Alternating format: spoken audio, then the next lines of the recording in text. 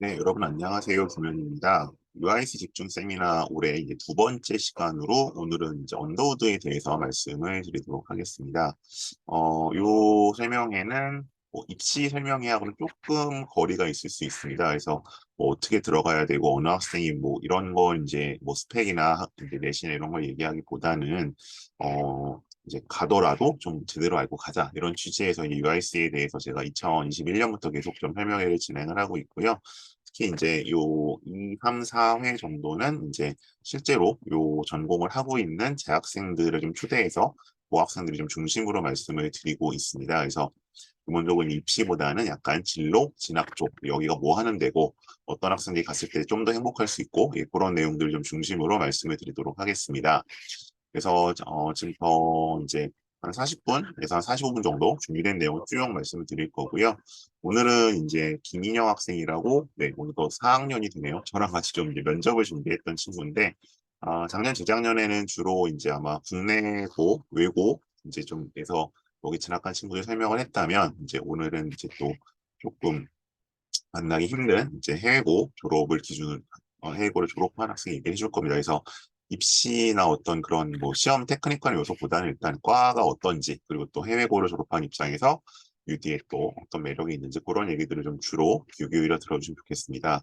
질문들은 채팅창을 통해서 혹은 뭐 DM으로 그때그때 남겨주시면 나중 후반부에 몰아서 한꺼번에 답을 드리도록 하겠습니다. 요 학생은 아마 주로 PPT를 설명을 해줄 거니까요. 일단 질문은 일단 DM으로 주시면, 저한테 주시면, 제가 좀 취합을 하도록 하겠습니다. 네, 그러면, 네, 김민영 학생 우리 시작할까요, 그러면? 이 오디오를 제가 해제를 해야 되는군요. 잠시만요. 네, 그러면 바로 시작하겠습니다.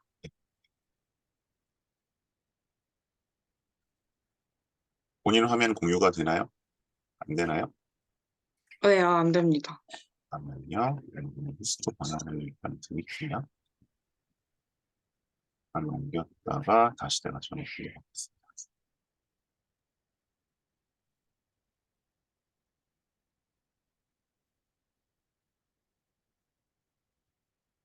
네, 한번 공유해 볼래요?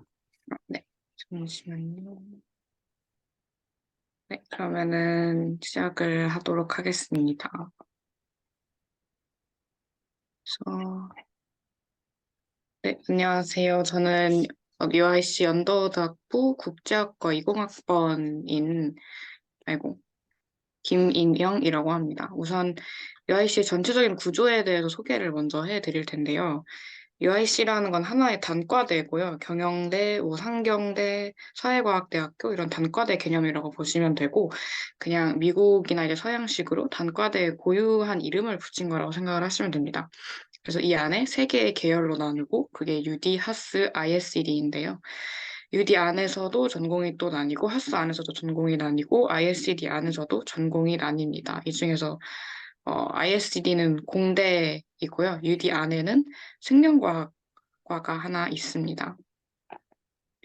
네, 그리고 UD 재학생이 이제 대부분 외고나 해외고 출신인 걸로 알고 있는데, 요즘에는 일반고 학생들이 티오가 조금 늘어나고 있는 걸로 알고 있습니다. 그리고 정시로는 딱 7명 2학번 기준 뽑는다고 알고 있습니다. 그래서 해외고 출신이 아니어도 해외에 어릴 때나 뭐 고등학교 때 들어와서 뭐 2, 3년 특례까지는 아니어도 이제 졸업 특례가 아니어도 그렇게 들어오는 친구들이 많고 특히 영어나 혹은 영어가 아니어도 뭐 스페인어나 프랑스어나 이렇게 제2외국어에 능숙한 학생들이 굉장히 많습니다. 그리고 해외 대학교를 6개월에서 1년 정도 다니다가 들어온 경우에는 이제 대부분 해외고를 졸업하고 해외고를 이제 5월, 6월에 졸업하면은 내년 3월까지 이제 시간이 비기 때문에 그 안에 해외 대학교를 다니다가 한국 특례 입시를 병행을 하면서 이제 한국으로 오기를 선택하는 경우가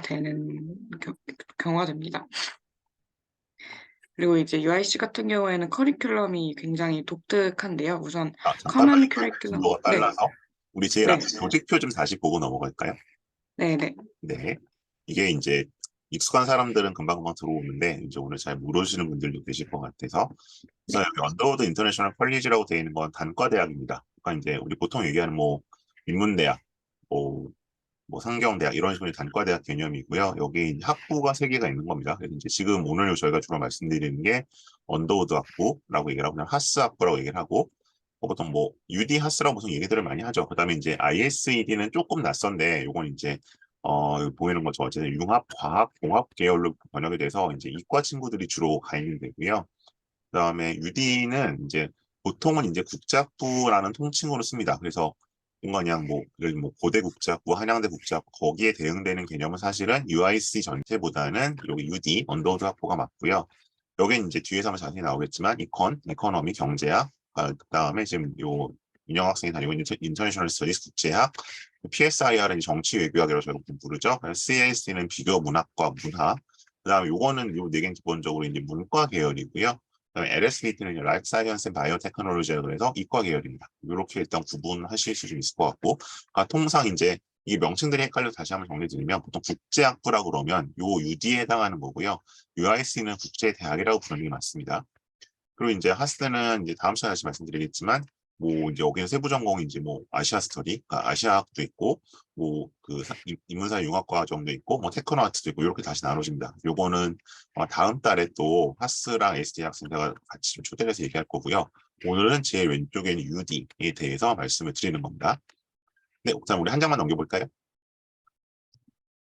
네, 그리고 이제 입학에 있어서 UIC 대학생 이렇게 나와 있는데, 그러니까 이제 기본적으로 지금 이제 아마 인영이 때부터 그런 것 같은데, 20학년도부터는 해외고와 국내고가 같이 경쟁을 하지 않습니다. 그러니까 19학번까지는 이제 특기자 전형에서 UD를 들어가려면 같이 경쟁을 했었는데 이제 그런 건 없어졌고요. 다 이제 소위 말 학종 국제형이라는 전형으로 돼서 아예 이제 트랙이 다르고요. 서로 경쟁 관계 아니고 서로 이제 정원도 다르고 그렇게 되어 있고, 근데 전체적으로 봤을 때는 여기 보시는 것처럼 이제 일반고의 어떤 비율이 좀 늘어나고 있긴 늘어나고 있는데 언더우드 쪽보다는 이제 하스 쪽이 이제 좀 더 많이 늘어나는, 근데 UD 쪽 좀 증가하고 있는 추세다.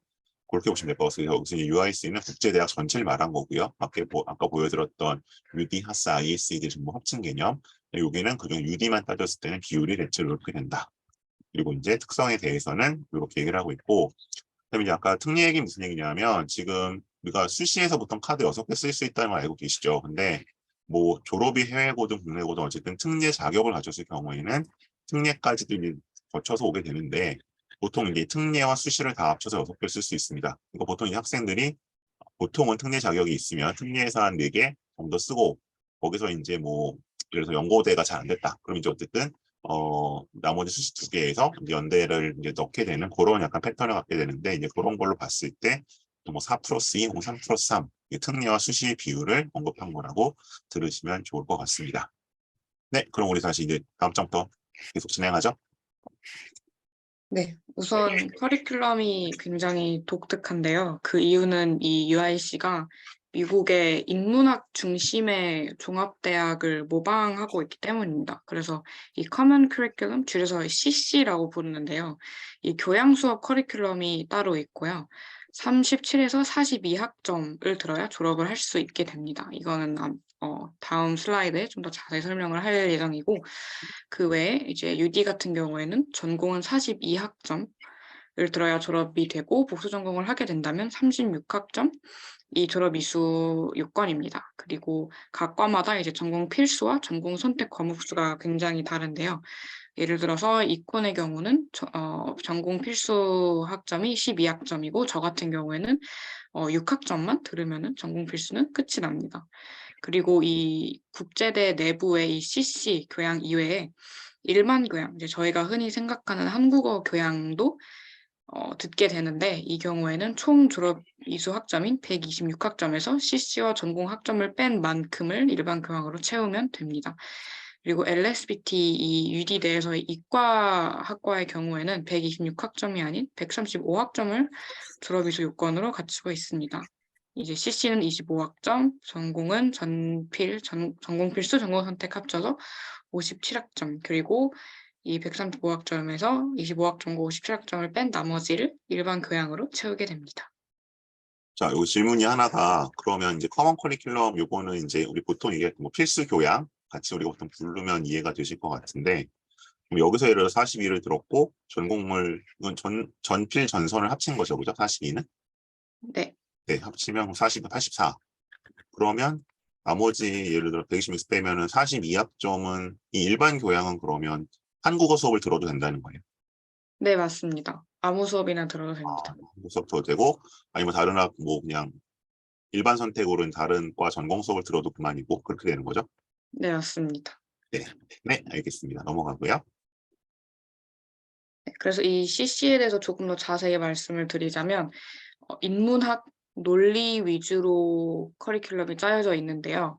여기 나와 있는 리스트 같은 경우에는 이 공통 커리큘럼 중에서도 모든 학생이 공통으로 듣게 되는 과목들입니다. 그래서 이제 글쓰기 심화 세미나부터 시작해서 뭐 연구 디자인과 양쪽 조사, 그리고 과학적 연구, 이 세 개의 철학과 문학과 역사에 대해서도 배우게 되고, 그리고 서양사, 동양사를 한 번씩 다루게 되고요. 그리고 제2 외국어 수업도 필수로 3학점 들어야 합니다. 그리고 이제 연세대 모든 과목이 그렇듯이 기독교의 이해 수업을 듣게 되는데 이 경우에는 영어 강의로 진행이 됩니다. 그리고 마지막으로 이 UIC 세미나라는 거는 UIC 세미나로 지정된 특정 과목들을 문과, UD 문과의 경우 총 12학점을 들어야 한다는 조건이 있습니다. 음, 그 지금 수업이 세 보니까 12개? 근데 그럼 이거를 거의 다 듣게 되는 건가요? 아까 42를 채우려면? 이 안에서 네, 다 듣게 되는 게 일단 맞고요. 네. 그런데 이 안에서 이제 비평적 논증이나 과학적 연구의 이해 같은 경우에는 이 두 가지 중에 하나만 들으면 된다든지 음, 혹은 언어 같은 경우에는 제2외국어 자격증이 있다거나 음, 그렇다고 하면 면제가 된다든지 음, 그리고 특히 이 세계 철학, 문학, 역사 이 세 가지 세트의 경우에는 세 개 중에 두 개만 들어도 된다든지 음, 이런 식으로 여기 리스트는 정말 들을 수 있는 들어야 하는 수업들의 종류일 뿐이라서 네, 음. 수업 개수와 직결이 되지는 않습니다. 그 여기 제2외국어들이 면제를 되려면 대충 어느 정도 혹시 기준인지 알아요? 뭐 중국어는 HSK 뭐 4급, 5급 이렇게 되는.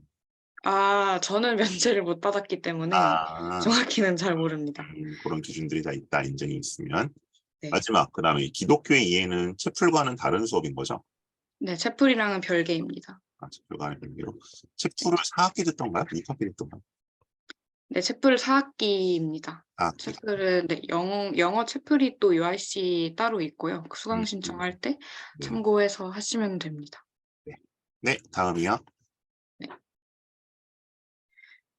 네, 그래서 이 UIC CC의 특징을 조금 더 알려드리자면 앞서 말씀드렸듯이 미국의 Liberal Arts College를 모방한 커리큘럼이기 때문에 이 인문학적인 소양을 쌓는다고 생각을 하시면 됩니다. 그래서 창의적으로 생각하는 방법, 비판적으로 생각하는 방식, 뭐 문화, 역사, 인간에 대한 교양을 쌓는데 이거를 어떻게 배우냐 한다면 특정 문학과 뭐 특정 인문학, 뭐 예를 들어서 문학과 도시 발전, 뭐 문학과 뭐 국가의 발전, 문학과 독재 이런 식으로 인문학적인 주제와 연관을 지어서 생각을 하게 되고요.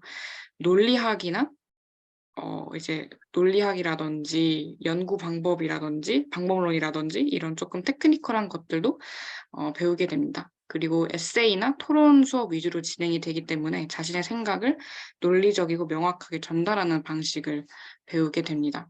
그리고 이 CC 과목들은 모두 소규모 강의로 진행이 되는데요. 25명 내외로 그리고 아무리 많아도 30명을 절대로 넘지 않습니다. 그리고 대부분 이 CC 중에서 앞서 말씀드렸던 UIC 세미나를 제외하고는 모두 대체로 1학년 때 송도에서 수강을 하게 됩니다.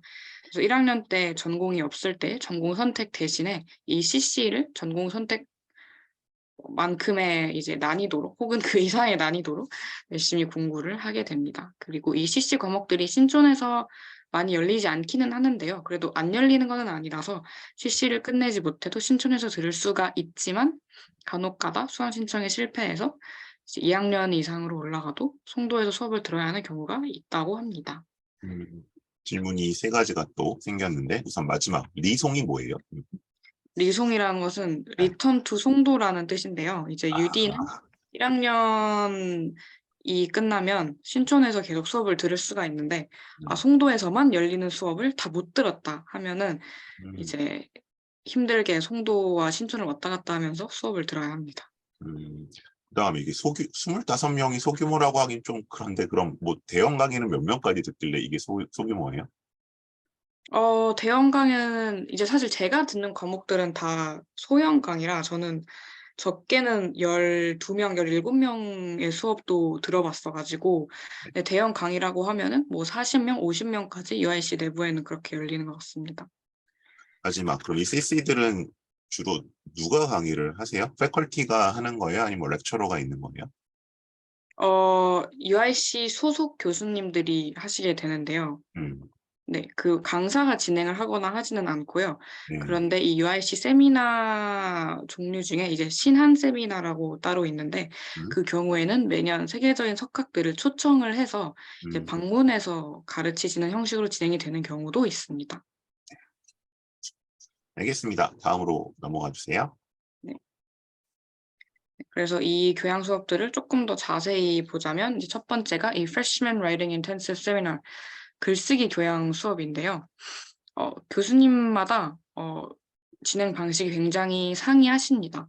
그리고 이 세미나인 만큼 소형 강의라서 이제 인원 제한이 조금 심하고요. 그리고 저 같은 경우에는 뭐 루소라든지 니체라든지 이런 정치 철학자들의 글을 읽고 그 글에 관한 요약이라든지 생각이라든지 뭐 리딩 컴프레hen션 질문에 대한 답을 에세이로 쓰는 형식으로 수업이 많이 진행이 됐습니다. 그래서 거의 매주 짧은 에세이를 한 편씩 쓴다고 생각을 하시면 됩니다. 뭐 이뿐만이 아니라 다른 교수님들도 이렇게 글의 워크로드가 많다는 거는 어, 다 똑같습니다. 그리고 아무래도 글쓰기 교양이다 보니 해외고 학생으로서 저는 그렇게 크게 어렵지는 않았습니다.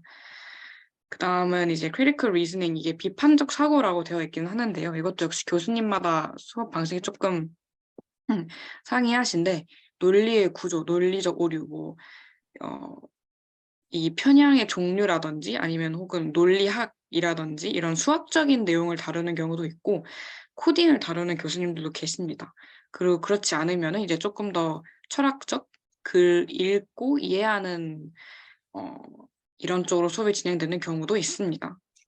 그리고 사이언스 리터러시는 과목 이름이라기보다는 일종의 과목군이라고 생각을 하시면 됩니다. 이 안에 이제 화학 과목이 있을 수도 있고, 뭐 인지 과학의 역사 이런 과목이 있을 수도 있고, 학생들이 가장 많이 듣는 과목은 Research Design and Quantitative Methods라고 연구 방법론이라고 생각을 하시면 됩니다. 이것도 교수님마다 교수님의 전공 분야마다 수업 방식이 상이한데 저는 주로 인문학적 이제 양적 연구 위주로 배웠고 조금 더 질적 연구, 뭐 통계 분석 이런 거를 가르치시는 분들도 계십니다. 네, 다음이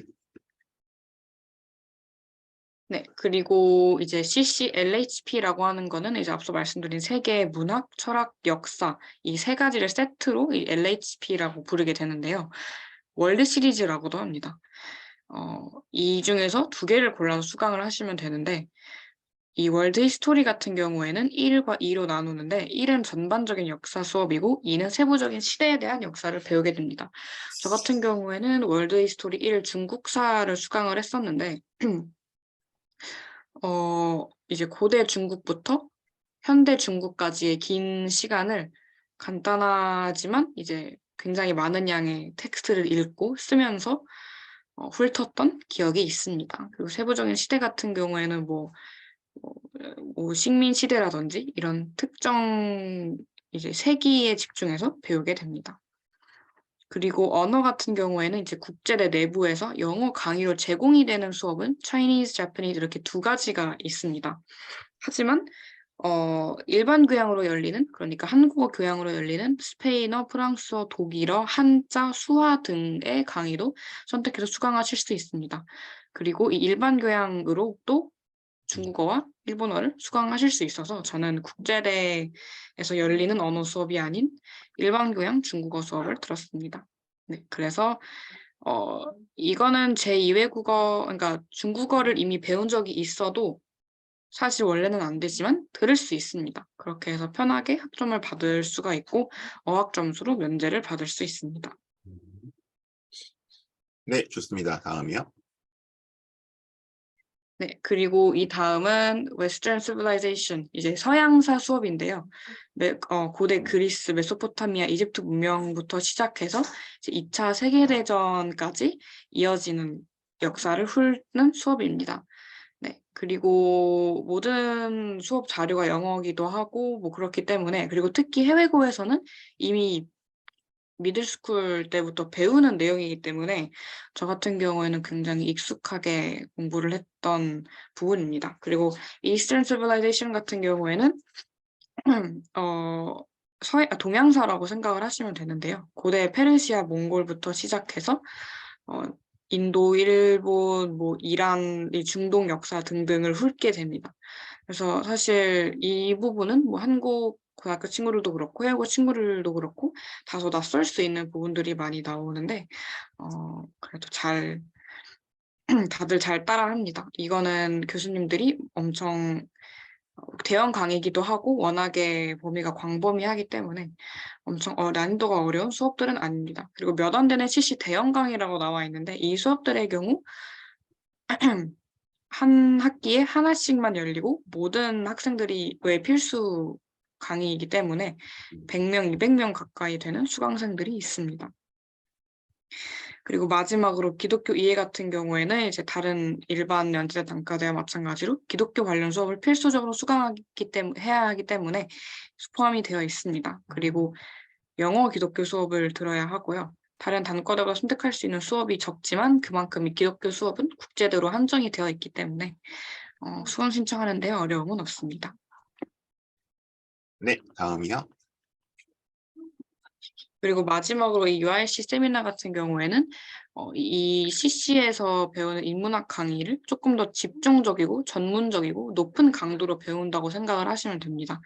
보통 암기형 강의는 거의 없고요. 토론이나 토의형 수업에 에세이를 굉장히 많이 씁니다. 그래서 이 세미나는 보통 고학년 때 수강을 한다고 인식이 많이 되어 있고 UD는 필수 졸업 조건으로 세미나를 4개, 12학점 수강해야 합니다. 이거를 면제받을 수 있는 방법은 딱 한 가지가 있는데요. 교환학생을 다녀오면 교환 학기 하나당 1개씩 면제가 됩니다. 송도와 신촌 모두에서 세미나 수업이 열리는데 그래서 뭐 송도에 4년 동안 있는 하스나 ST 학생들 같은 경우는 송도에서 듣게 되고 유디 학생들은 신촌에서 다 해결을 하면 됩니다. 그래서 어떤 과목이 열리나 조금 예시를 가져와 봤는데요.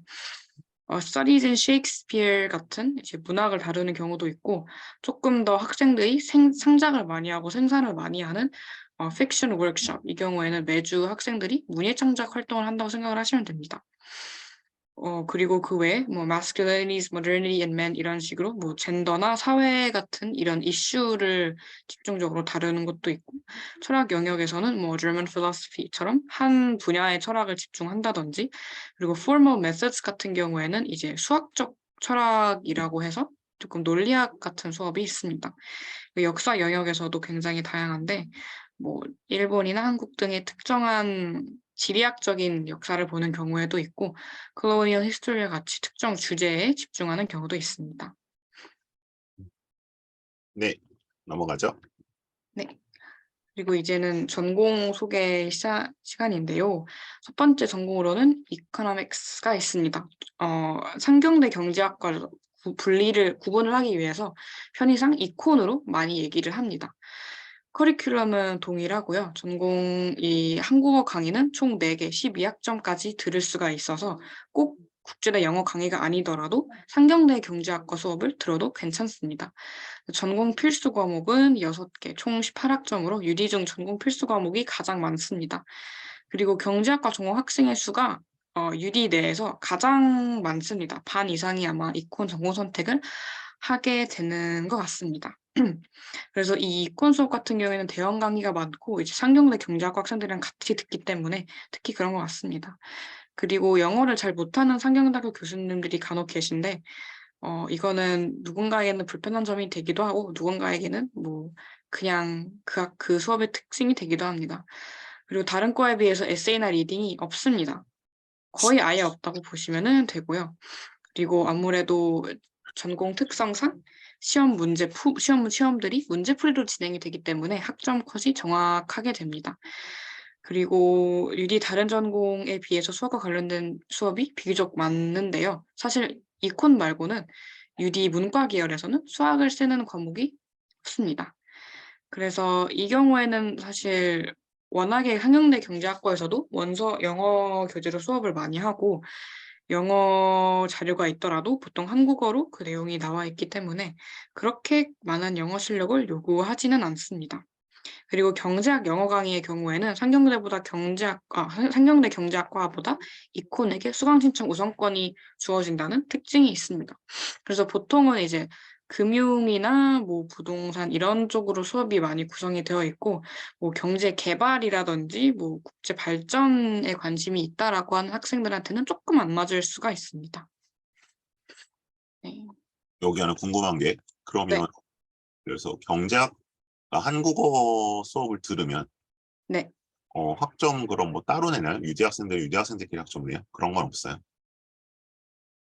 그거는 어, 수업 단위로 결정이 됩니다. 그래서 음, 교수님 재량이기는 한데 일반적으로는 그냥 그 수업 안에서 듣는 학생들끼리 또 이렇게 퉁쳐서 성적이 나옵니다. 그거 같이 한다. 네, 네. 다음이요. 다음은 제가 전공하고 있는 International Studies, 줄여서 IS라고 부릅니다.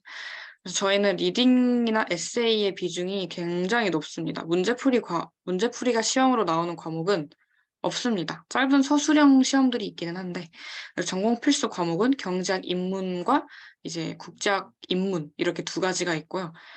국제와 관련된 모든 내용을 다룹니다. 그래서 교수님들이 굉장히 이제 연세대학교 국제학대학원 소속 교수님들이 강의를 주로 해주십니다.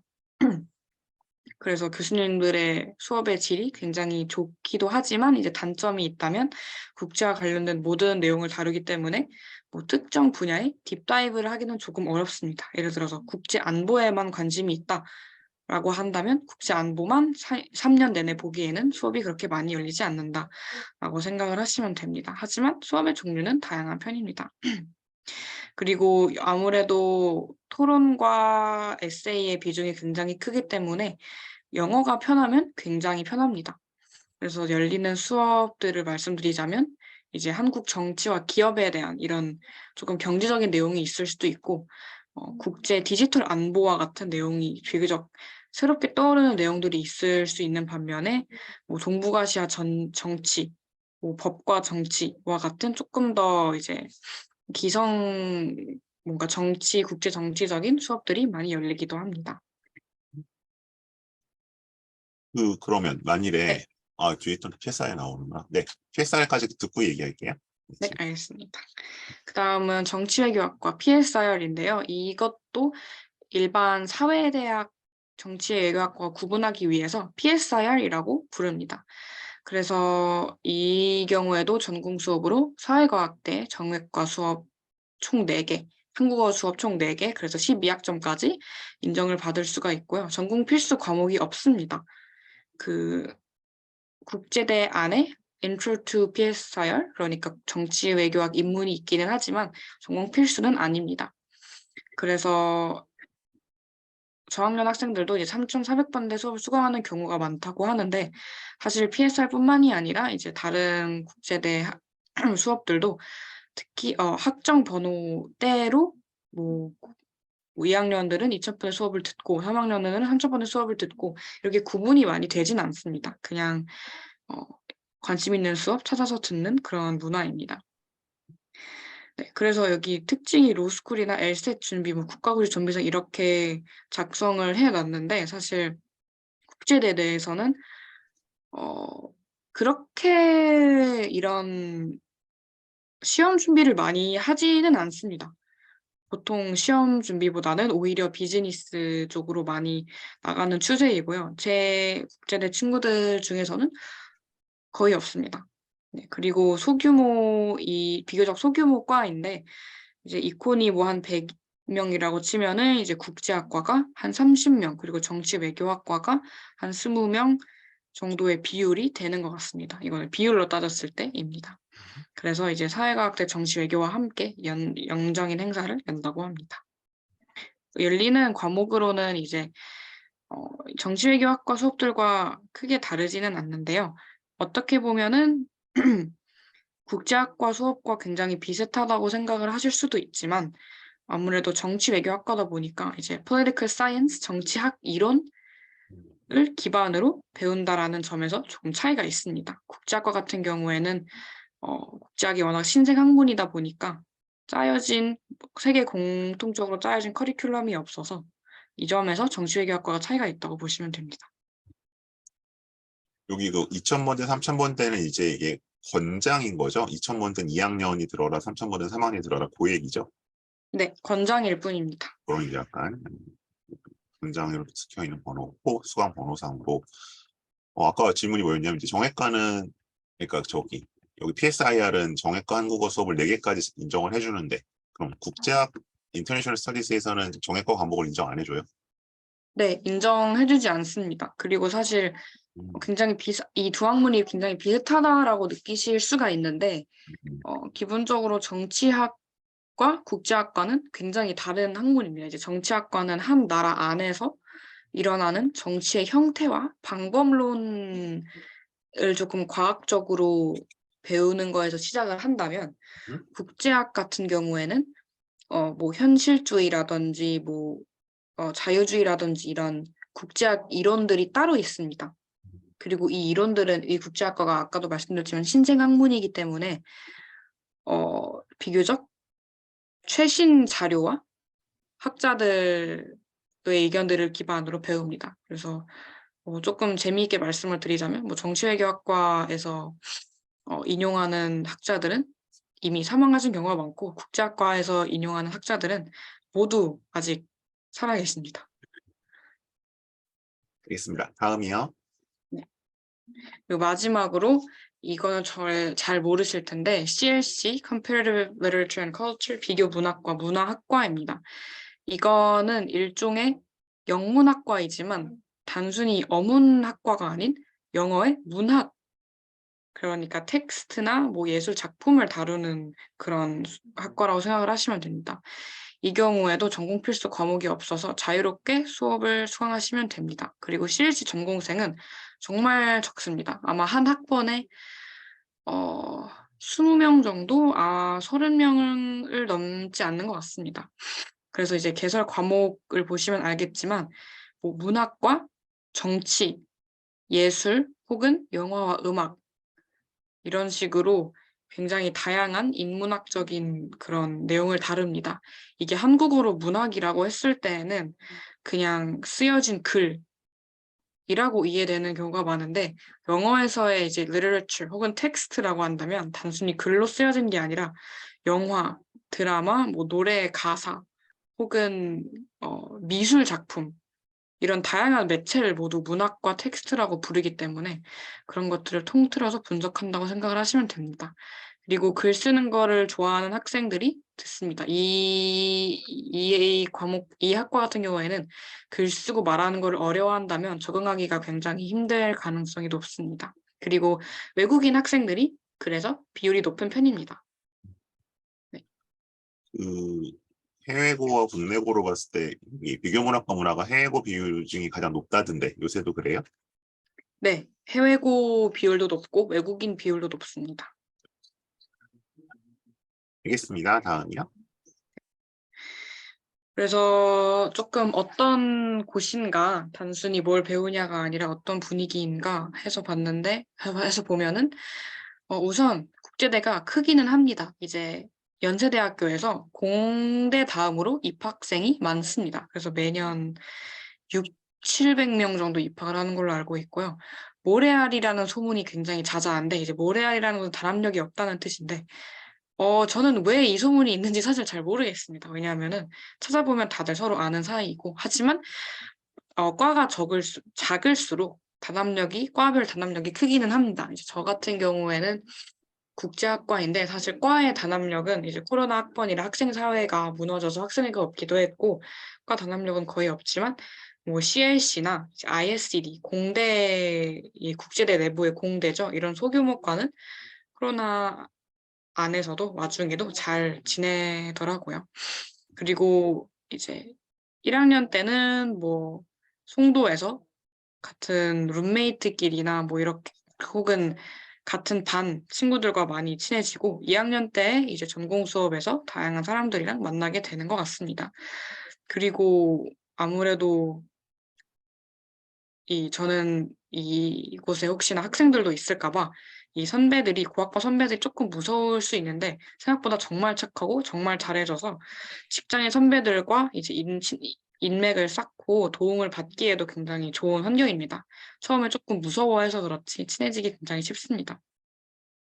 그래서 친목을 또 정확히 어떻게 하냐를 좀 살펴보면 UIC 신입생 전체를 12개의 반으로 나눕니다. 저 같은 경우에는 끝반인 12반입니다. 그리고 이 송도에서 1학년 때 같은 반 친구들끼리 굉장히 친하게 지낸다고 합니다. 안타깝게도 저는 코로나 학번이라 송도에 가지 못해서 잘 모릅니다만 그리고 뭐 과별로도 이제 학생들의 성향이나 뭐 이런 게 다 다르고 과별로도 이 네트워킹 방식이 다 다릅니다.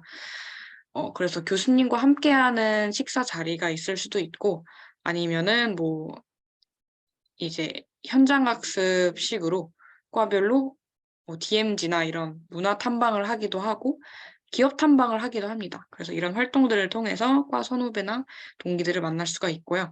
이 짝선 짝후 제도라는 게 있는데 이거는 말 그대로 선후배들을 짝지어주는 프로그램입니다. 그래서 바로 한 학번 위아래의 선후배를 새 학년이 시작하기 전에 알게 된다는 그런 특징이 있습니다. 하지만 이 짝선 짝후가 도움이 되기는 하는데 연락이 잘 안 되는 경우도 있기 때문에 여러 선배들한테, 여러 선후배들한테 도움의 요청을 하는 것을 저는 굉장히 추천을 하고 있습니다. 그리고 지도 교수님 같은 경우에는 이제 UD, 하스, ISD 한 분씩 계신데요. 지도 교수님 한 분이 1, 4학년 UD 학생들을 관리해 주십니다. 그래서 사실 교수님 한 명당에 배정되는 사람들이 학생들이 너무 많지 않나? 라고 생각을 하실 수도 있는데, 이 지도 교수님 외에도 진로나 뭐 개인적인 고민이나 상담을 받을 수 있는 창구가 국제대 안에서 그리고 연세대 안에서 굉장히 많기 때문에 이 부분은 걱정을 안 하셔도 괜찮을 것 같습니다. 그리고 전공 교수님과 친해지면은 굉장히 도움이 많이 됩니다. 이제 진로 고민이나 혹은 그냥 개인적인 고민이 있을 때 종종 찾아가면 밥도 사주시고 그리고 필요하면은 졸업한 혹은 고학번 선배들과 함께 진로 관련 네트워킹도 연결해 주셔서 굉장히 편합니다. 저도 친한 교수님들한테서 도움을 많이 받는 편입니다. 질문이 두 개인데요. 그 네. 직장인 선배들이랑 네트워킹이 어떻게 돼요? 뭐 동아리, 소모임 이런 거예요? 네, 이 부분은 나중에도 다시 한번 나오게 될 텐데요. 저 같은 경우에는 국제대 선배님들과는 국제대 내부의 동아리나 학회를 통해서 많이 친해지는 편입니다. 저 같은 경우에는 국제대 학회를 하나 하는데 이 음. 학회를 통해서 직장의 선배님들을 굉장히 많이 알게 되기도 하고 그리고 진로 특강을 많이 와주세요. 이제 송도에서 특히 기숙사에 있으면서 기숙사에서 진로 특강을 받을 수가 있는데 네. 거기에서 선배님들이 연락처를 남겨주시면 무서워하지 말고 연락을 드리면 됩니다. 그리고 저 모래알 얘기는 저도 해마다 들었는데 나도 이게 네. 혹시 뭐 본인이 약간 인싸인 거 아니에요? 아싸들이 훨씬 많은데. 어, 왠지 그거는 아닌 것 같습니다. 네, 이건 정말 아닌 것 같습니다. 음, 알겠습니다. 우리 다음 넘어가죠. 네. 그런데 이제 한마디 덧붙이자면, 네. 그게 있을 수는 있습니다. 이제 국내고 학생들, 일반고 학생들, 해외고 학생들, 그리고 외국인, 이렇게 굉장히 다양한 백그라운드의 학생들이 모여 있기 때문에, 음? 그, 이 집단 간의 감성이 살짝 안 맞을 수는 있어요. 그래서 제가 예전에 듣기로는 노는 무리를 보면은 뭐 국내고와 해외고와 외국인들이 음. 나뉜다라는 얘기도 들었었어요. 근데 뭐 저는 코로나 학번이라서 그럴 수도 있지만 외국인 친구들과의 접점은 조금 찾기 어렵지만 해외고 국내고는 구분 없이 저는 잘 지내고 있습니다. 아무래도 영어가 편한 친구들이 많다 보니 대화에서 한국어, 영어를 섞어서 쓰는데 그게 조금 익숙하지 않은 경우에 아니, 그게 조금 익숙하다 아니면 아니다를 기준으로 이제 조금 나뉠 수는 있을 것 같습니다. 친하게 지낸 사람들이. 네, 소외가 된다거나 이런 건 전혀 없습니다. 20년 입학생들이 대면 수업을, 그러니까 현강을 언제부터 했죠? 작년 2학기부터 한 건가요? 네, 1학기 작년 가을부터 했습니다. 5학기를 온라인으로 수업을 한 거예요. 그렇습니다. 아, 거의 뭐 사이버 대학인데. 다음, 네. 그렇습니다. 네. 네. 그리고 전공 선택, 이제 1학년이 지나고 전공 선택을 하게 되는데, 1학년 2학기 종강하고 겨울방학 초입에 전공 신청이 열립니다. 그래서 이때에는 자소서도 필요가 없고, 학점 커트라인도 필요가 없고, 그냥 클릭만으로도 전공을 선택을 할 수가 있습니다. 그리고 전공 선택 이후에도 소속 변경을 통해서 전공을 변경할 수가 있기 때문에 너무 부담은 갖지 않으셔도 되지만, 이런 경우가 사실 많지는 않습니다. 왜냐하면 수업을 미리 들어놓으면은 새로운 전공의 학점을 다시 다 듣는 게 조금 부담이 있기 때문에. 네. 그리고 1학년 동안에 CC 이외에도 전공 수업을 미리 들을 수가 있습니다. 수강 신청에서 아무래도 전공생들보다 조금 밀릴 수가 있지만 이것저것 체험함으로써 관심사를 확인할 수가 있습니다. 특히 연세대의 특징 중에 하나가 학풍이 자유롭고 이제 전공 구분 없이 수업을 많이 들을 수 있다라는 거라서 이 부분을 잘 이용한다면 전공에 진입했을 때 스트레스 없이 좋아하는 공부를 할 수가 있습니다. 그래서 이제 연세대학교에 입학하면은 들어갈 수 있는 이 학사 포털에서 학적란에서 신청을 할 수 있습니다. 학적이 아니라 전공란에서 신청을 할 수가 있습니다. 그 UD의 4개 전공 중에 하나가 되는 거죠. 네, 예를 들어 네, LSP는 못 그렇습니다. 쓰는 거죠. 네, 문과로 들어갔으면 LSPT는 선택할 수가 없습니다. 네, 알겠습니다. 다음이요. 그리고 이제 국제대가 왜 좋은가, 그리고 왜 뭐 국제학과나 이콘이 좋은가에 대해서 많이들 고민을 하실 텐데요. 우선 대학을 진학할 때 당장 전공할 과를 선택하지 않아도 된다는 게 큰 장점입니다. 어, 의외로 저 같은 경우에는 경제학을 해야겠다라는 생각으로 들어왔고 다른 대학 원서도 경제학과로 지원을 했는데 오히려 1학년 때 여러 가지 인문학 수업을 듣고 교수님들과 소통을 하고 스스로를 알아가면서 경제학이 학문으로서 저와 맞지 않는다는 것을 깨달아서 전공을 바꿀 수가 있었습니다. 그래서 이 부분은 굉장히 좋은 메리트인 것 같습니다. 그리고 두 번째로 모든 수업이 영어로 진행되는 점이 굉장히 중요합니다. 특히 이제 해외고를 나온 친구들 같은 경우에 특히 저처럼 해외와 국내를 왔다 갔다 하는 경우에 영어가 늘었다가 퇴화했다가 하는 점이 굉장히 고민이 많이 됐을 텐데 이 국제대를 들어온다면 영어 실력이 퇴화할 일은 없습니다. 저는 IB 디플로마를 했는데 IB 디플로마를 하면서 열심히 는 영어 실력이 국제대에서 더 늘고 있어서 굉장히 만족하고 있고 그리고 취업할 때에도 국제대 나왔다라고 한다면 영어 잘하시겠네요 라는 거는 기본적으로 깔고 가는 게 있기 때문에 그 점에서 조금 편합니다. 그리고 수업과 교수님들이 굉장히 자유로운데요. 이거는 제가 이게 한국어로 진행되는 일반 과목들을 잘 모르기는 하지만 교수님들이 아무래도 대부분이 아니라 모두 해외에서 학사부터 혹은 최소한 석박사는 다 해외에서 하고 오셨기 때문에 굉장히 다양한 인사이트를 얻을 수가 있습니다. 그리고 CC 수업들이 퀄리티가 굉장히 높습니다. 이제 인문학을 실제 뭐 사회 문제와 접목시켜서 배운다라는 점이 교양을 쌓기에도 굉장히 좋고, 그리고 사실 생각해보면 언제 니체와 루소와 셰익스피어를 영어로 읽어보고 공부를 하겠냐라는 생각에서 굉장히 도움이 된다고 생각을 하고, 또 CC 과목들이 소규모 수업인 만큼 훨씬 더 몰입도가 좋습니다. 교수님들과의 소통도 훨씬 편합니다. 특히 교수님들이 대체로가 아니라 모두 1대1 면담에 굉장히 오픈돼 있으셔가지고, 수업 바깥에서도 소통하고 이제 수업 관련된 면에서 도움을 받기가 굉장히 쉽습니다. 그래서 이런 거를 무서워하지 않는 게 중요합니다. 그리고 다양한 분야의 진로 고민이 가능하다는 게 있는데요. UIC는 저희가 이제 우스갯소리로 하는 말이 상경대보다도 상경대 같다. 라는 말이 있을 정도로 굉장히 다양한 진로로 가는데요. 뭐 대기업들 경영 전략도 있고요. 대기업이라고 한다면 뭐 원자재 쪽으로 가는 분들도 계시고 테크 분들도 계시고 뭐 실리콘밸리나 뭐 싱가포르에 있는 이제 다국적 기업들도 당연히 있고요. 그리고 이제 뭐 로스쿨이라든지 이런 시험하는 분들도 계신데 네, 이런 식으로 굉장히 다양합니다. 그래서 나중에 다음 슬라이드에서 또 이거는 말씀드리겠습니다. 그리고 전공 선택에 진입 장벽이 없는데요. 복수 전공에도 진입 장벽이 없습니다. 학점이나 자소서 없이 복수 전공, 부전공 선택이 가능합니다. 이거는 국제대 안에서 한정입니다. 국제대 바깥에서 부전공이나 복수전공을 선택하고자 한다면 학점이나 자소서를 써야 하게 됩니다.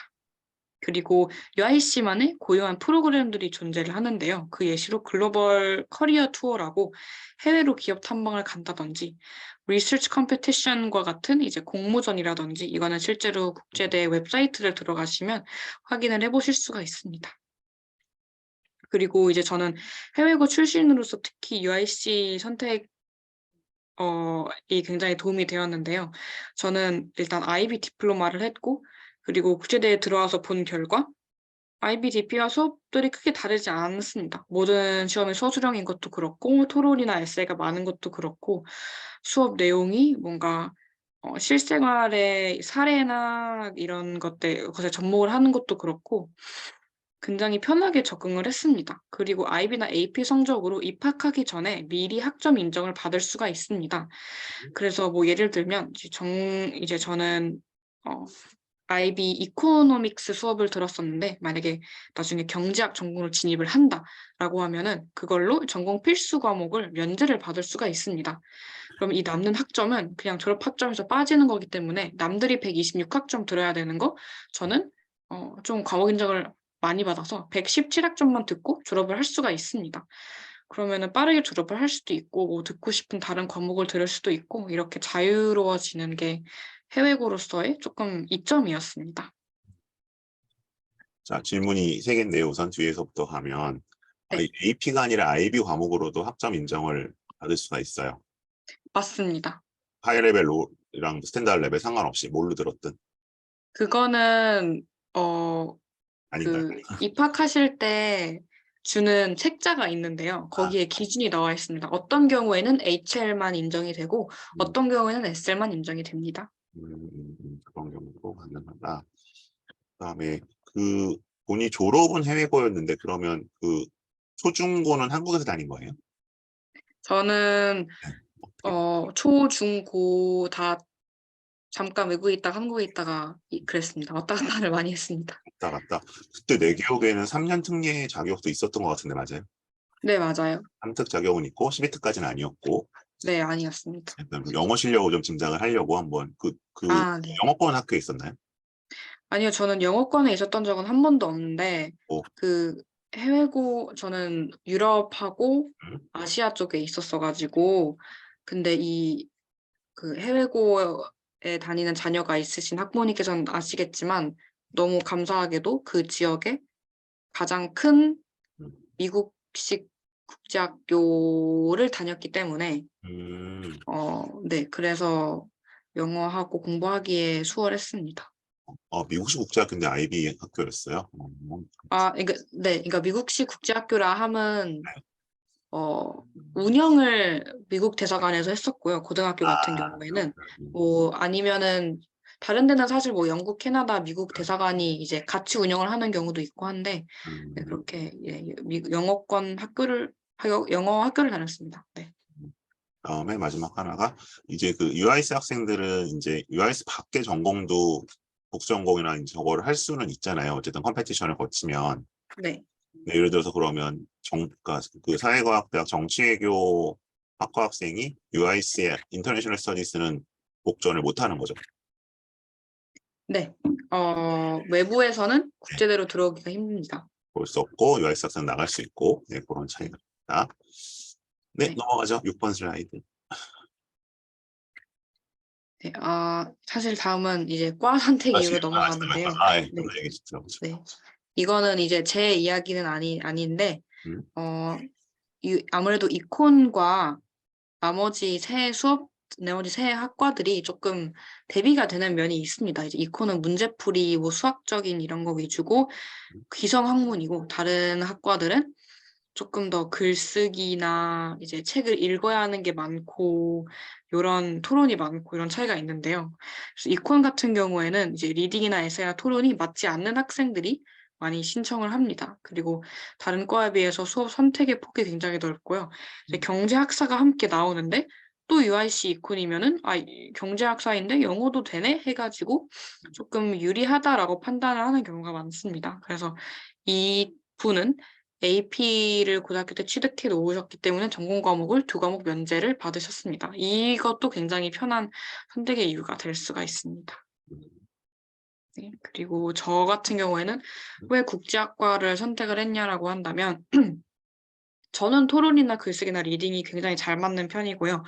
그리고 교수님과 직접 대화를 하고 교수님들의 인사이트를 듣는 기회가 굉장히 많은 거를 좋아합니다. 그래서 뭐 오피스 아워라든지 이런 것들을 조금 이용을 하는 편이고, 그리고 이제 저 같은 경우에는 원래도 국제 개발에 관심이 많았기 때문에 이제 앞서서 UIC 이콘 같은 경우에는 국제 개발이나 발전에 관심이 있다면 조금 안 맞을 수 있다라고 말씀을 드렸는데 저는 그래서 이콘을 안 하고 국제학을 선택을 했습니다.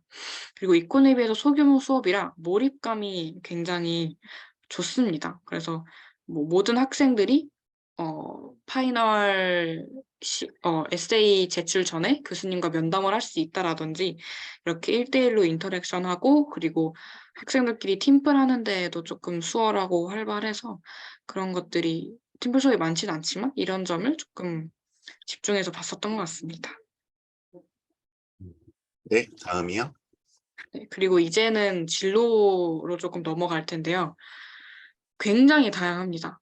대기업, 외국계 기업, 스타트업, 법조계, 국제기구, 금융권, 대학원 정말 많고요. 이제 요즘에는 뭐 상경대 학생들도 사실 어느 문과생이나 컨설팅을 많이 생각을 하고 있는데 국제대에서 컨설팅 굉장히 많이 갑니다. 이제 뭐 맥킨지에 특히 아는 분들이 조금 계시고 뭐 BCG에도 계시고 뭐 개인적으로 베인에 아는 분은 없지만 베인, 딜로이트, 에티컨이 많이 계십니다. 그리고 이제 뭐 컨설팅 말고는 또 스타트업도 굉장히 많이 하시는데 뭐 만약에 스타트업에 관심이 있으시다면 레이튼 테크놀로지나 뭐 도다 같은 스타트업이 있을 수도 있고 그리고 국제기구에도 굉장히 많이 계십니다. 저 같은 경우에는 1학년 때 UN 뉴욕 본부에 계신 분께서 진로 특강을 해주셔서 굉장히 인상이 깊었고 그리고 해외에서 뭐 싱가포르 같은 경우 요즘 이제 아시아 태평양 대기업 본부가 많다 보니까 거기에 계신 분들도 진로 특강을 많이 해주십니다. 온라인으로. 그리고 그래서 조금 더 자세히 살펴보자면 이거는 최근에 이제 저희가 실시한 설문조사인데요. 졸업생들이 어디로 많이 가나인데 모든 졸업생들이 참여를 한 건 아니기 때문에 정확한 건 아니지만 이제 대략적인 비율을 보시면 될 것 같습니다. 이제 가장 많은 게 IT 서비스, IT 컨설팅인데 이거는 쉽게 말하면 테크 대기업이라고 보시면 됩니다. 뭐 아마존이라든지 뭐 네이버, 뭐 구글, 페이스북 이런 거 생각을 해주시면 되고 그 다음에 이제 금융권, 그 다음에 이제 컨설팅, 그리고 이제 대학원 진학 이런 식으로 이어지는데 간혹가다 국제대에서 UIC에서 살짝 틀어서 개발로 빠지는 분들도 계시더라고요. 그래서 그거는 굉장히 흥미로운 것 같습니다. 네, 그래서 음, 네, 혹시 여기 질문이 조금 있으실 것 같은데. 음, 아니, 이 자료는 나도 처음 보는 거라서, 네, 이거는 따끈따끈한 한 달도 안 된 자료입니다. 그러게요. 예전에 이제, 네, 진짜, 이건 좀 통계를 보통 UIS가 잘 안 낸다는 식으로 맞아 얘기를 했었는데, 통계를 드디어 내긴 냈네요. 이게 네, 벌써 역사가 그래도 가장 오래됐으니까. 인터내셔널 어페어스는 저게 다 국제기구는 아닐 것 같고, 네. 음, 이게 없나? 이게 그 정확히는 국제대 자체적으로 한 거는 아니고 국제대 음, 안에서 교수님이 한 분이 이거를 아, 맡아서 해주신 거라서 음, 조금 모호한 면이 있을 수 있습니다. 아니, 뭐 그래도 일단 흐름이 잘 보이는 것 같고, 이제 보통 요새 인문계 이제 대학생들은 뭐 셋 중에 하나를 하고 있더라고요. 행정고시를 보거나 로스쿨을 가거나 CPA를 하거나 하는데 확실히 국제대는 그것보다는 다양하게 가는 것 같습니다. 네, 거의 상경대입니다. 네, 그렇네요. 그러니까.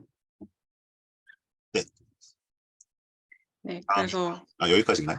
아니요, 하나가 더 남아 어, 있는데요. 네, 요거는 두 개가 더 남아 있네요.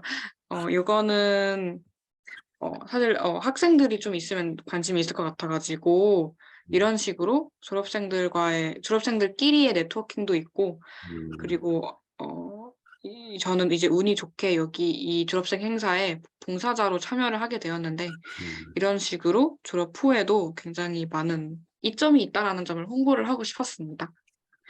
이 UIC 테크면 이게 무슨 모임이에요? 이거는 테크 분야에 종사하시는 UIC 졸업생들, 현직자분들이 모인 자리입니다. 음, 그래서 이 모임 장소, 네? 그리고 주로 테크라고 하면은 네. 어떤 회사들이 여기, 우리가 일반적으로 알 만한 회사들이? 여기 계신 분들 중에는 이제 판교에 있는 뭐 네이버, 음, 카카오 분들 어, 오시고, 뭐 아마존에서 오시고, 뭐, 그리고 테크 스타트업 하는 분들도 많이 계셨습니다. 네, 그렇군요. 네, 네. 그리고요. 네. 그리고 이게 마지막인데요. 네, 네네. 그래서 이제 송도에서 대체 뭘 하는 거냐라고 물어보실 수가 있는데, 유디는 송도가 1년입니다, 공식적으로. 유디는 1년이 지나면 송도를 갈 일이 없습니다. 뭐 행사를 가지 않는 이상. 하스 같은 경우에는 일단 첫 1년은 필수인데 그 이후로는 좀 선택을 할 수가 있습니다. 하스에서만 열리는 전공 필수 전공 선택 수업들을 어, 많이 들어야 되면 송도에 있는 거고 신촌에서도 수업을 들을 수 있으면 신촌을 가는 거고 제 친구들은 일주일에 언제는 송도 언제는 신촌 이런 식으로 힘들게 왔다 갔다 하는 경우도 있는데 이제 신촌과 송도 셔틀버스가 있기 때문에 이것도 불가능하진 않습니다. 그리고 두 번째로 영어 강의 반만 알아들어도 학점 나온다. 이거는 솔직히 말해서 저는 해외고라서 뭔가 정확한 답을 드릴 수는 없겠지만 이콘 같은 경우에는 영어가 그렇게 능숙하지 않아도 성적을 받기 쉬운 게 사실입니다. 그런데 어, 이제 다른 과목들은 특히 CLC 같은 경우에는 아무래도 문학을 번역을 한다라는 게 정서나 이 언어 유희라든지 이런 거를 이해를 해야 되는 거기 때문에 굉장히 어려울 수가 있습니다. 그리고 이제 UIC의 학비에 관해서 질문이 많으실 텐데 한 학기당 680만 원 정도 되게 됩니다. 굉장히 비싼데요.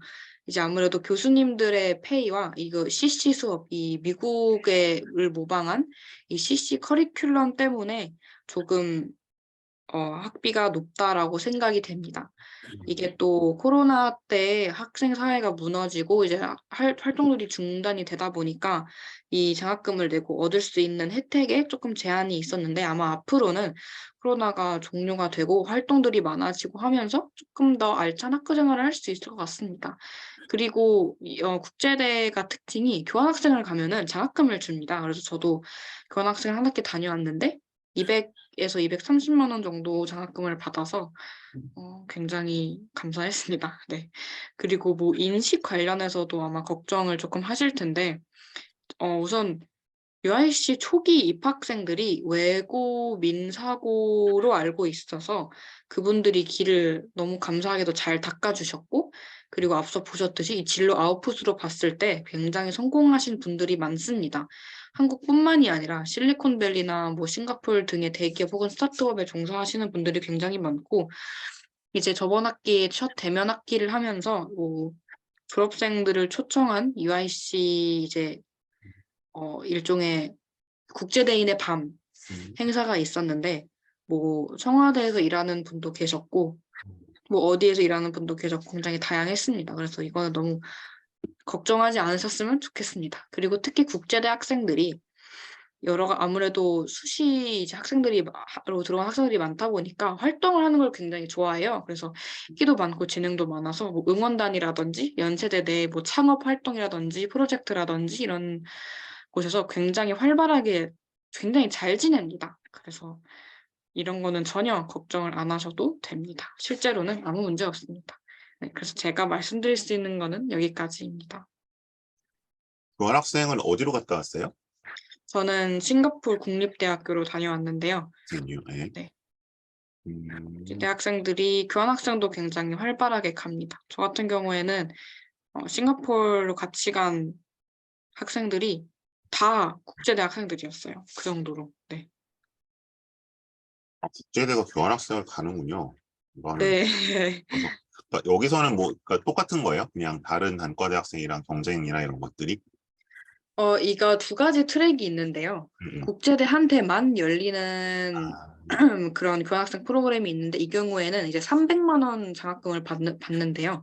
음, 그리고 그거 말고 이제 연세대 전체 학생들이 신청하는 교환학생 프로그램에는 그래도 200만 원을 줍니다. 그리고 이 경우에도 저 같은 경우에는 이제 전체 프로그램을 신청을 했음에도 다들 국제대 였습니다. 그리고 UIC한테만 배정되는 프로그램 같은 경우에는 대학교가 아예 다릅니다. 그래서 음. 국제대에게 어떻게 보면 선택지가 조금 넓다라고 볼 수도 있습니다.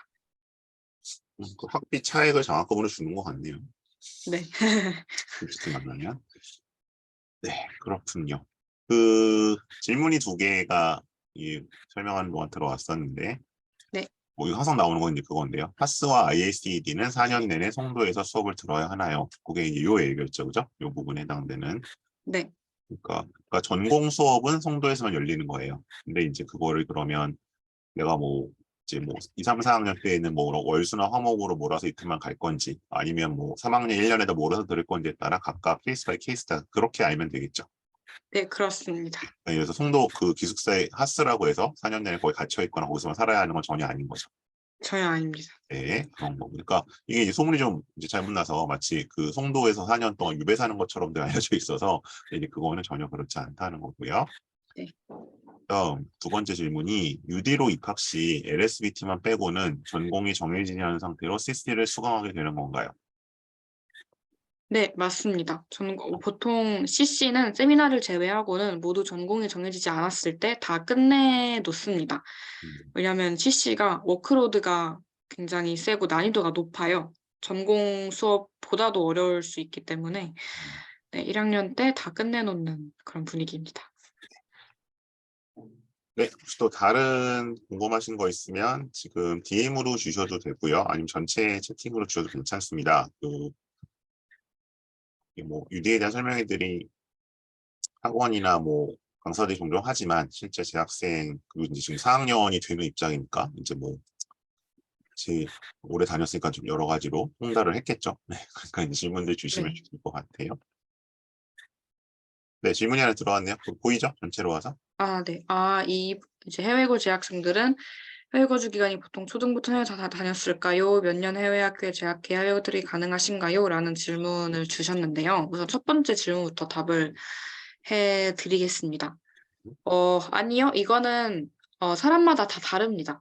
초등학교 때 잠깐, 그러니까 해외고 재학생들 같은 경우에는 해외고 고등학교만 해외에서 나온 경우도 있고 저처럼 뭐 초등학교 때 들어갔다가 나왔다가 중학교 때 들어갔다가 나왔다가 왔다 갔다 한 친구들도 있고 12년 내내 다닌 친구들도 있고 다 다양합니다. 그리고 이걸로 뭔가 입학하는 난이도가 구분이 된다거나 그런 거는 사실 아닌 것 같습니다. 해외고 3년만 외국에서 다녔는데도 영어를 너무 잘하고 너무 똑똑해서 잘 들어오는 경우도 많이 봤기 때문에 그리고 몇 년 해외 학교에 재학해 해외 트랙이 가능하시냐라는 이 두 번째 질문 같은 경우에는 우선 특례 같은 경우에는 3년 특례가 가능한데 이제 제가 지원했던 해외고 졸업자에게만 이제 지원 기회가 주어지는 전형 같은 경우에는 제가 알기로는 졸업만 해외에서 하면 가능합니다. 그래서 2년만 해외고에서 다녔던 친구도 함께 지원을 했었고 저 같은 경우에는 3년 다니고 이제 지원을 했습니다. 그리고 보통 해외 학교에서 해외 고등학교를 이제 한국에서 2년 다니고 해외를 1년 다니고 졸업하는 경우는 이제 아무래도 불안정하다 보니 거의 없기 때문에 그래서 이거에는 제한 사항이 없다라고 알아주시면 좋을 것 같습니다. 이게 이제 전형 약간 행정적인 거라서 제가 조금 보충해서 말씀을 드리면 채팅창으로 좀 제가 칠게요. 그러니까 네, 지금 인형 학생이 들어온 거는 그러니까 지금 수시입니다, 기본적으로. 그러니까 이제 뭐 예를 들어서 특례 같은 경우는 자격 요건이 있잖아요. 뭐 3년인데 뭐 고등학교 1년을 뭐 해외에서 다녀야 되고 이런 이제 옵션이 붙는데 이 수시에서의 학종 국제형이고요. 여기는 그냥 졸업을 국내고에서 했느냐 해외고에서 했느냐를 구분을 할 뿐이에요. 그러니까 예를 들어서 한 학기만 다녔어도 사실 상관은 없어요.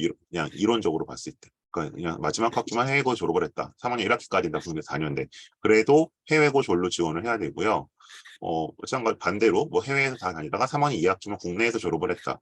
그러면 국내고 졸로 돼서 지원을 해야 되는 겁니다. 이건 이제 그렇게 그냥 졸업장 기준을 보시면 되고 그리고 이제 여기 송도 쪽에 그 외국 뭐 대표적으로 뭐 달튼 같은 데 있잖아요. 국제학교라고 우리가 부르는 거.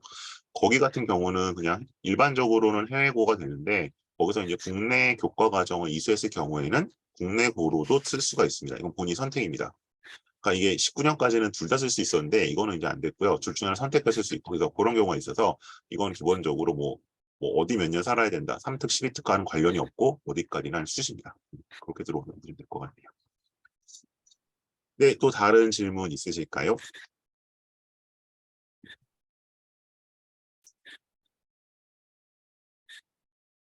IB 디플로마 질문을 주셨는데 해외고 재학 기간 동안 준비하셨냐라는 질문이 살짝 이해가 안 되는데 그 이유가 IB 디플로마라는 게 고등학교 커리큘럼이기 때문에 IB 디플로마를 했다라고 한다면 이제 고등학교 졸업 직전 2년 동안 학교에서 IB 2년 과정을 이수를 했다라는 거랑 동일합니다. 이게 말이 조금 헷갈리실 수가 있는데 그래서 해외 재학 기간 동안 저는 IB 디플로마를 준비한 게 아니라 그냥 학교를 열심히 다녀서 졸업장을 받아서 IB 디플로마를 받게 됐습니다. 이제 해외고 같은 경우에는 뭐 흔히 말하는 이제 저희가 그냥 편하게 입시적으로 AP 학교가 있고 IB 학교가 있습니다. 근데 이제 여기서 이제 IB 학교를 다닌 거고 IB 학교는 이제 뭐 저희가 아까 이제 하이 레벨, 스탠드 레벨 얘기를 했었는데 과목 선택을 해요. 한 학기에 몇 개씩. 그래서 이제 그걸 듣고 이제 그 학기 자체 학점이 나오고 그다음에 그 아마 12학년 마지막 학년 4월에 보던가요? 6월에 보던가요? 하여튼 거기 5월입니다. 네. 5월에 시험을 봐서 42 플러스 마이너스 3, 40 플러스 3점에서 어쨌든 42점 만점짜리 시험을 보죠. 그래서 이제 그 스코어를 가지고 왜냐하면 이제 IB가 국제 표준 교육 과정인데 학교마다 운영되는 게 다르다 보니까 거기에 이제 어떤 그런 점수적인 레벨 테스트 위에 좀 보는 시험이 있어 점수가 나오는 거죠. 그래서 아마 특례 학생들은 거의 프리딕 스코어 가지고 지원을 하고요. 근데 이제 요 수시로 뭐 어쨌든 쓰는 친구들은 어쨌든 파이널 스코어를 받고 지원을 하게 되죠. 네. 아닌가요? 조금 덧붙이자면, 이 프레딕트 스코어, 그러니까 한국 대학 진학을 할 때는 프레딕트 스코어 의미가 전혀 없습니다. 무조건, 네, 12년 특례가 아닌 이상은 아마 제가 알기로 무조건 파이널 점수로 지원을 하게 되고, 이 AP 같은 경우에는 아마 독학이 가능해서 재학 동안 할 수가 있는데, IB 디플로마는 이제 김영 선생님께서 말씀해 주신 것처럼 교육 과정이기 때문에, 고등학교를 다니면, 네, IB 디플로마가 나옵니다. AP는 그냥 겨울방학에 신청해서 5월에 시험 보면 되죠. 그래서 뭐 5점, 4점, 3점 나오는 거니까. 네, 네. 혹시 본인이 AP도 추가로 땄어요? 아니요, 전 안 아, 했습니다. 이게 지금은 잘 안 그러는데 한 3, 4년 전만 해도 IB 학생들도 AP를 더 막 추가로 스펙 삼아 따고 그랬었어요. 네, 맞아요. 그다음 이과생이 LSBT의 전공도 가능한가요? 복수 전공 말씀하시는 거라면 가능합니다. 봤어요? 실제로? LSBT 주전공인데 다른 거 친구들? 네네. LSBT랑 아예 제가 하고 있는 국제학 복수 전공 있습니다. 오, 되게 특이하네. LSBT 네. 이름 되게 작잖아요. 맞아요. 맞아요. 거의 찾기 힘든데. 그렇구나. 제2외국어를 잘하는 게 유리할까요? 제2외국어는 못해도 전혀 상관이 없습니다. 저는, 네, 영어만 잘하면 됩니다. 왜냐면 저는 제2외국어를 못하는데, 뭐 이게 입시에 제2외국어를 하는 게 유리한 것도 아니고, 그 기준에도 없고, 그리고 들어와서도 제2외국어를 못해도 상관이 없습니다. 왜냐면 그냥 수업 학점은 그냥 공부해서 따면 되기 때문에 제2외국어는 전혀 걱정하지 않으셔도 됩니다. 그 졸업을 위해서는 F만 안 받으면 되는 거예요? 그렇죠. 아, 네, 요새 그런 사람은 별로 없겠지만. 네. 네. 그다음 졸업생 취업? 음. 이거는 모르겠습니다, 사실. 이건 통계가 따로 없기 때문에. 그래도 한국 대학인데 한국이 조금 더 많지 않을까요? 라고 조심스럽게 말씀을 드리겠습니다. 한국에 있는 외국계 기업들을 많이 가죠. 많이 가고 해외로 네. 다이렉트로 취업하는 경우는 뭐 거의 손에 꼽는 것 같아요. 주변에서 봐도. 네, 혹시 또 다른 궁금증들, 뭐 질문이 생각보다 많이 오네요. 네, 봅시다.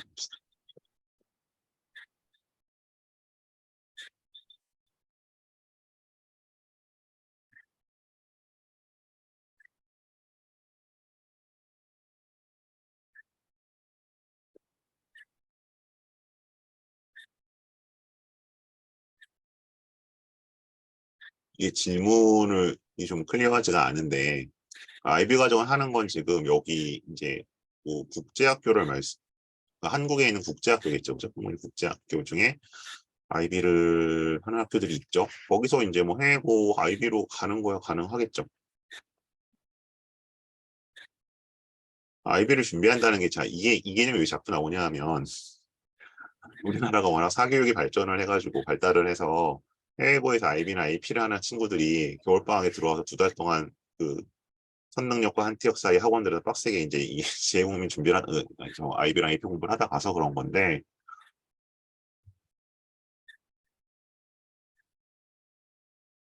그 본인 생각은 어때요? 예를 들어서 11학년이나 10학년 때 IB 그 코스워크를 안 했는데 고등학교에서 네. 한국 네. 그냥 네. 디플로마 시험 근데 응시가 안 되지 않아요? 네, 응시가 안 됩니다. 이게 약간 어떤 느낌이냐면 IB 시험이라는 거는 수능이랑 똑같아서 학교를 다닌 사람만 응시 자격이 주어지고, 그리고 수능이랑 똑같진 않네요. 이 IB 디플로마라는 게 시험도 있지만 과제가 포함이 되어 있습니다. 모든 과목마다 글을 써서 제출을 해야 되기 때문에 이거는 개인적으로가 아니라 무조건 학교를 통해서 해야 되는 거라서 개인적으로 막 따로 공부를 해서 딸 수 있는 자격증이나 시험 점수의 개념이 아닙니다. 무조건 학교를 통해서. 네. 전 단계 뭐 A레벨 같은 것도 했어요, 그러면? 9학년이나 10학년 때? 아니요, 안 했습니다. 그건 안 했고. 네. 그건 필요 없는 거고. 그다음 혹시 그럼 익스텐디드 에세이는 뭐에 대해 썼는지 기억나요, 지금도? 네, 아, 어, 저는 그 인도에서 국제학교를 나왔는데요. 아, 인도에 진출해 있는 자동차 기업들이 음. 그 fiscal policy에 어떤 영향을 받는지 해서 경제학과 인도의 자동차 산업을 연결지어서 작성했습니다. 그럼 과목은 이제 이kon에서 네네네. 했었고.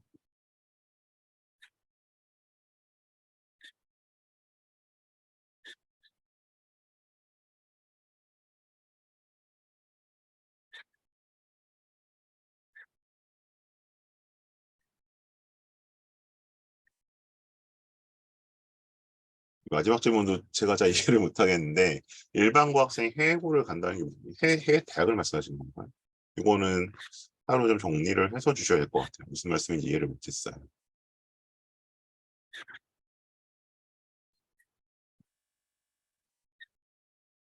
이게 해외고 교환학생이 코로나 전에는 좀 있어서 뭐 말씀드릴 수가 있는데, 코로나 때 일단 이거 자체가 거의 없었기 때문에 최근 3년 동안 지금 따로 좀 말씀드리기는 어려울 것 같습니다.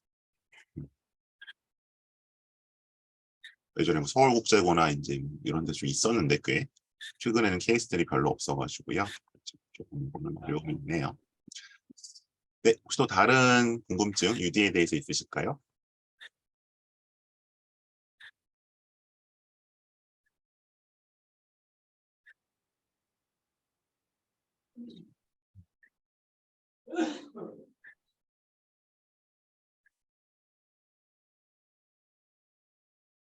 보통 4년 졸업들은 해요. 요새 잘 안 하죠.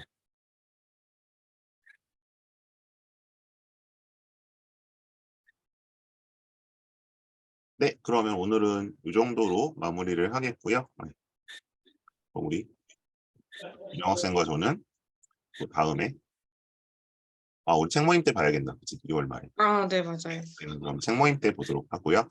또 다른 설명회로 학부모님들 뵙도록 하겠습니다. 이상으로 마치겠습니다. 고맙습니다. 네, 고생하셨습니다. 네.